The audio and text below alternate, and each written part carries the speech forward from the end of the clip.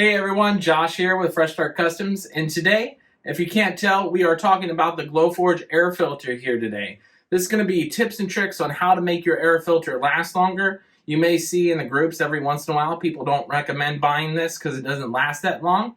There's a reason behind that, and I'm going to show you guys how to make it last longer depending on what you're cutting, and different tips of what you should cut with this and what you shouldn't cut with this to make it last as long as possible.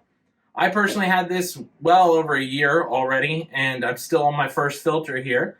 There's good reason behind that. I don't cut with this one as often as I do shoot out the window, but I do have, I've had cut with this a lot more than what other people have said they've ran theirs, and there's good reason behind that too, and I'm going to share those tips with you guys today.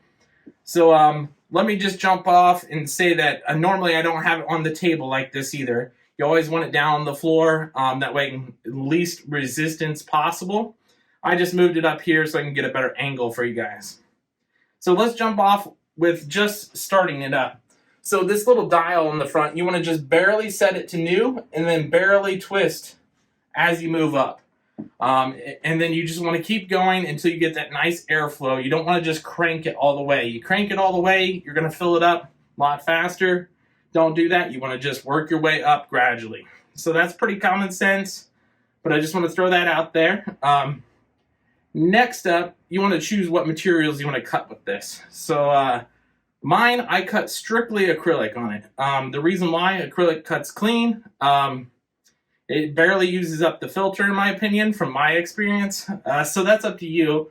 You could also cut hardwoods on this. I don't think that would be too harsh on it, but I would not cut any kind of plywood or draft wood on this that has like an MDF core. So like Glowforge proof grade material that has the MDF core, and their hardwood would be fine, but that stuff is going to fill up really quickly. That like expands, it's going to have like bigger chunks in there, maybe even glue particles. So that's going to be what fills up your machine fast. So MDF wood, MDF in general, the draft wood that they sell, that'll probably fill up kind of fast. I wouldn't recommend doing that.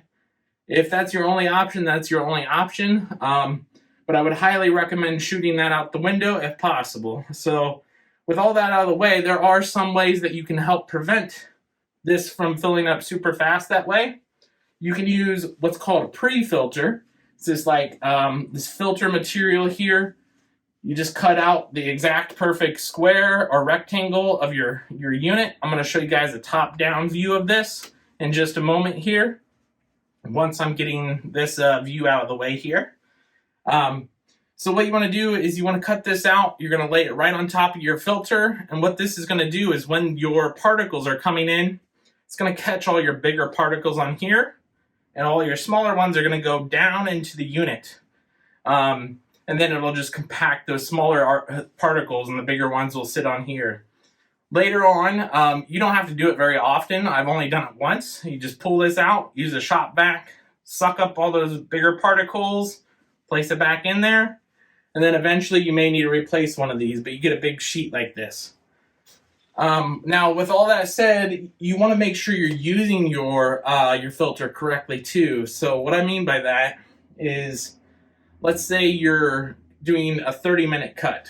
So whatever you're cutting, doesn't matter what it is, you want to run this for an hour. So what I mean by that is while you're cutting for 30 minutes, this is running consistently for that 30 minutes.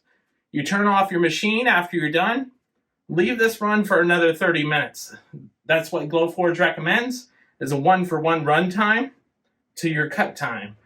So it's going to run for another 30 minutes, and it's going to consistently keep pushing it down through all these filtering layers as far as it can go, and that's going to allow your filter to last longer.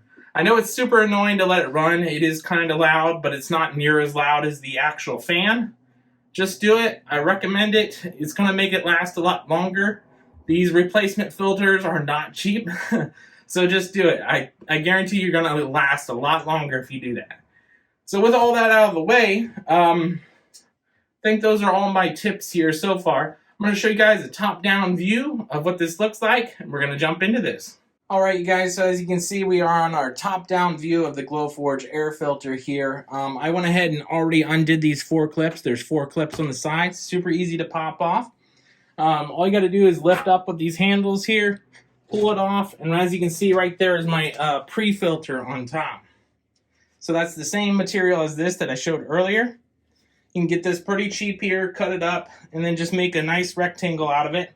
I made mine so it's perfectly fit underneath here, so you gotta kind of squeeze your finger underneath and pull it up. So right there is the pre-filter, and then right here is the regular filter. So it catches all your bigger particles, as you can see that nice circle where it comes in, and then all your smaller particles go down into the pre-filter itself here. And then all you need to do is pull this out, use a shop vac, or you can just get a whole new sheet. I'll probably put a whole new sheet in here since it's pretty inexpensive, and then you can just start fresh. But yeah, pretty much that is all my tips for you guys here on how you can make this last longer. I hope this helped you guys out. If this helped you guys out, just comment below, let me know, and we'll catch you guys in the next one.